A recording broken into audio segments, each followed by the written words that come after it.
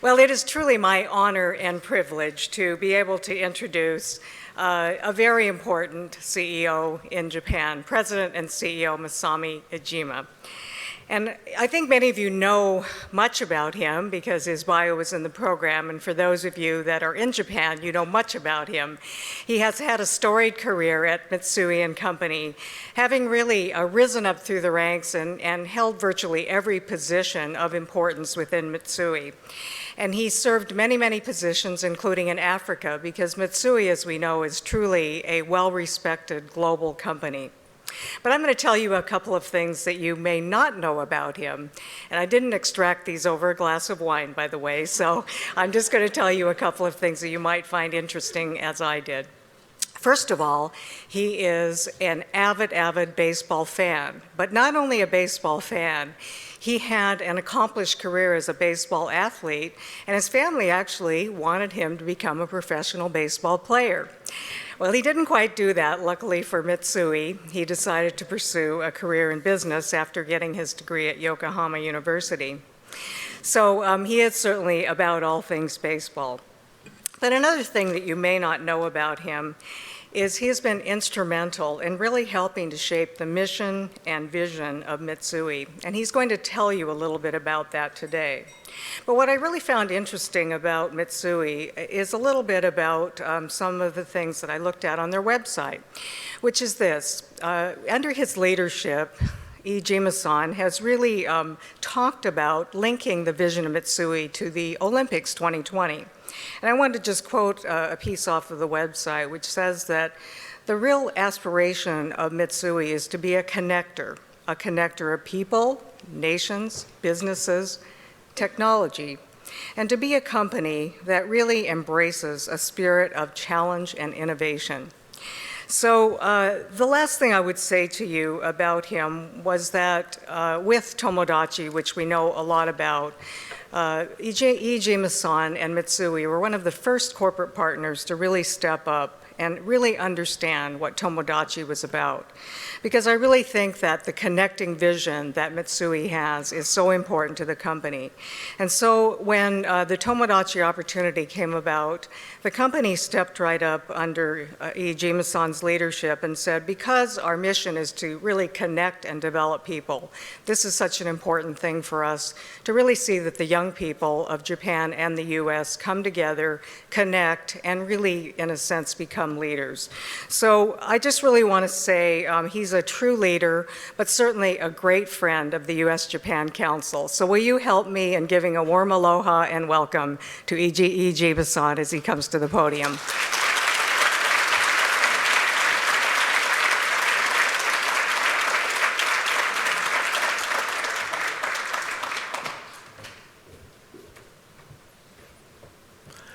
Good morning, ladies and gentlemen. My name is Iijima Masami, and I'm the president and CEO of Mitsui Company. I'm very grateful to Irene Hinano in Norway, president of USJC, for this opportunity to speak in front of so many distinguished guests and friends in beautiful Hawaii. Today, I would like to talk about Mitsui & Co.'s activities and the partnership between the United States and Japan. I will start by saying a little about myself. When I was young, I was a big fan of the Major League. It was also my dream to live in the United States. But before I joined Mitsui, I had never been overseas. At Mitsui, I lived in South Africa as a trainee and was also stationed in London for 6 years in charge of the mineral resources business. Now, as CEO, I travel all the time, although Hawaii is a rare business destination for me. That's why I appreciate Irene's choice of Hawaii for this year's meeting. My family has been to Hawaii on vacation many times, so my wife is delighted to be here. Actually, I learned early in my career that Hawaii is very popular for people in Mitsui because at one stage we were looking at buying a Hawaiian-based steel business. Although we never did the deal, my seniors were backing the project all the way, and I'm sure part of the reason was they really wanted to come here on a business trip. In July, Mitsui hosted a reception in New York, and it was great to see Irene there. One of the speakers was Rudy Giuliani, the former mayor of New York City, and he thanked Japan for sending the New York Yankees two great Japanese players, Tanaka and Ichiro. But then he said he needed two more pitchers and one more hitter. So I immediately raised my hand and said, "How about me?" He declined, saying that he wanted a bit more size. It was an enjoyable moment for me, and having so many customers and partners gathering in New York from all over the United States was a sign of the strong collaboration that exists between US and Japanese businesses. Turning now to my company, I am sure many of you have heard the name Mitsui or read about Japanese trading companies in general. But many people outside of Japan don't know what we actually do. During that trip to the US back in July, a number of investors asked me to describe the core nature of Mitsui. And when I was interviewed later by the Financial Times in London, the last question they asked me was, "What is Mitsui?" The interviewer was surprised when I said, "Actually, I don't have an easy answer to that question." As a CEO of Mitsui, of course, I know what we do, but it's still a challenge to explain it simply. If I were to try to use a single sentence, I would say something like, we deliver products or services needed by the entire world through trading, export and import, financing, marketing, and logistics, as well as by making investments and establishing, developing new business. But perhaps it's best to use actual examples. Currently, our iron ore assets have an annual delivery tonnage of more than 50 million tons, the fourth largest in the world. We own salt fields with an annual production of 3.4 million tons. We have equity in oil and gas fields among 11 countries with a daily production of 240,000 barrels, and we produce 4.8 million tons per year of LNG in 8 countries around the world. We generate 8.5 gigawatts of power from our affiliated power producers, and we have equity in more than 6,000 hospital beds in 10 countries. Every year, we trade over 15 million tons of grain and foodstuff around the world. So, as you can see, we do a lot of different things. Our work in the energy business may help you understand Mitsui better. So let me describe how we got started. At one time, Japan produces its own energy using coal and even exported coal to its neighbors in Asia. After Commodore Perry's black ships in 1853 and after the Meiji Revolution, the previous Mitsui Co was established in 1876 with a vision to develop trade between Japan and the world. Back in 1876, Mitsui Co held an exclusive agreement with a government coal mine and sold coal both domestically and internationally. Later, increased energy consumption led to Japan becoming an energy importing country. From the 1950s to the 1960s, US coal comprised over half of Japan's imports, with Mitsui Co being the largest importer of this resource. I should point out that the previous Mitsui Co was dismantled after World War II. So the current Mitsui Co is actually a different legal entity. An interesting feature of the energy business is that the flow of resource, imports and exports, does sometimes reverse over a long period of time. But who would have believed this would happen here in the United States? Only a short while ago, there were plans to import large quantities of LNG to the US from Qatar or elsewhere. Building new import terminals to handle the trade. Now the situation has reversed, and everyone knows the US is in a position to export gas from the shale revolution. I am sure that many people have no idea where this surplus LNG from Qatar is going. The answer is Japan. Due to the Fukushima nuclear power accident in the wake of the 2011 Tohoku earthquake and tsunami, over 50 nuclear reactors were shut down. As a result, Japan has increased annual energy imports by nearly 20% to cover the power shortfall.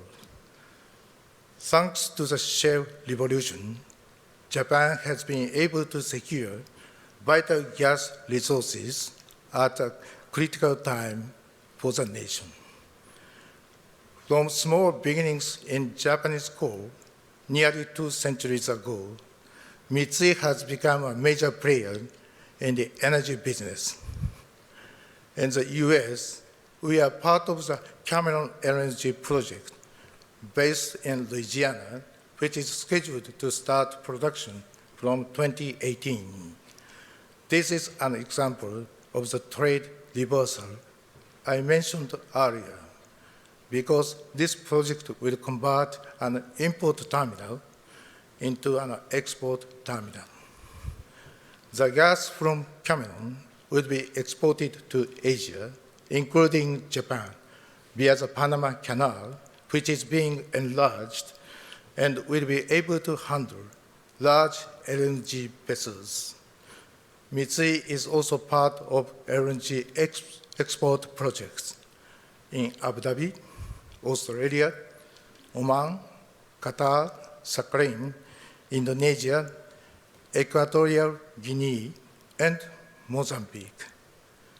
For Japan and other energy importing countries, diversity is key to energy security. So, adding a large new source of shale gas from the US is very significant for both nations. Hawaii also stands to benefit from the shale revolution, with plans to introduce natural gas for power generation. There are challenges to overcome in the transportation of natural gas to this island, but various options are being considered, and the concept seems to have strong potential. If we look at the key drivers of the shale revolution, we can learn even more about Mitsui as a business.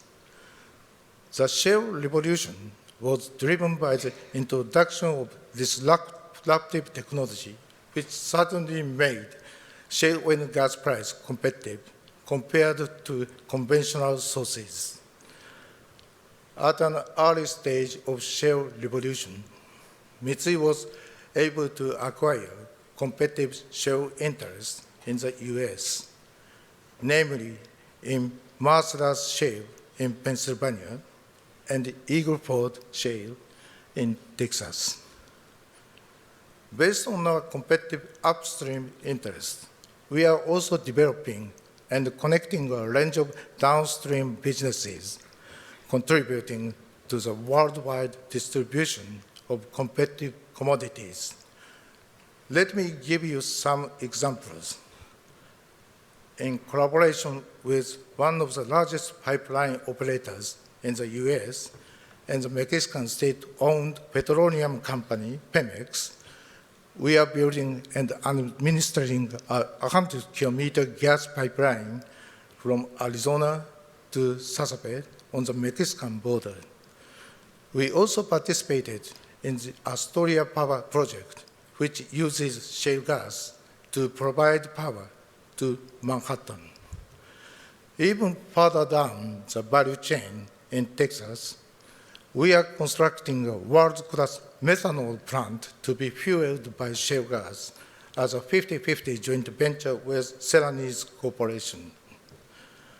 As I said before, shale revolution is the result of disruptive technological innovation.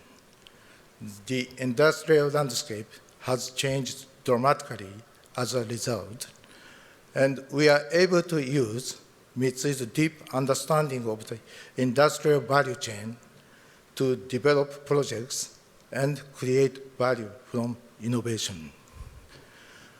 There are benefits for all of us in the shale revolution. We want to contribute to the development of new businesses arising in the US and help provide a stable energy source for Asia and Japan. The USJC has long served as the foundation of the US-Japan partner relationship, and I hope that by enlarging our business base here, I can further strengthen our partnership with the country I dreamed of living in when I was younger. Let me move on to another topic related to the important friendship between the US and Japan. A year and a half after the 2011 Tohoku earthquake and tsunami, I had the opportunity to meet John Lewis, then the US ambassador to Japan, who invited me to join a public-private partnership called the Tomodachi Initiative. I'm happy to see him here today. Mr. Lewis recognized the importance of Japan-US relations, and I was deeply impressed by his determination to provide international exchange opportunities for next generation of people who will eventually lead the future of our countries. I thought it was a wonderful proposition, and the Tomodachi Mitsui Co. leadership program aimed at young American and Japanese professionals was launched. The Tomodachi program is based on the same concept of member exchange that we have used for many years in a business education program we developed jointly with Harvard Business School. In the Harvard program, we send our own managers to join managers from our business partners in the US, creating a rich educational experience for all of them. In a similar way, Tomodachi enables 20 outstanding young American and Japanese professionals from the business and government sectors to participate in one-week training exchange program. They meet with established and up-and-coming leaders from business and government and contribute to a professional network that can deepen Japanese-US relations in the long term. This program has been running for 3 years now. Each year, participants are chosen from a different city or prefecture, and the Japanese delegation always includes one person involved in the reconstruction areas affected by the 2011 earthquake. For the first program, the American delegation traveled to Tokyo and Hiroshima, and the Japanese delegation traveled to Washington, D.C. In 2014, the American delegation traveled to Fukuoka and Tokyo. The Tomodachi Initiative already has connections to Hawaii because a member of the Japanese delegation last year is now conducting research in Hawaii. I should also mention that I was lucky enough to speak with some previous participants at the opening reception held at the Royal Hawaiian Hotel. Talking to them, it was very clear to me that these people are making a real contribution to strengthening ties between the US and Japan. Moving forward, I want Mitsui Co to continue to support the development of the next generation of Japanese and US citizens who will contribute to stronger US-Japan ties. That brings me to the end of my remarks. I hope I have shown how Mitsui uses the fruits of innovation to address different needs in the world, and the role that the US and Japan can play in this changing environment. Perhaps I have also answered that difficult question from the Financial Times. Thank you very much.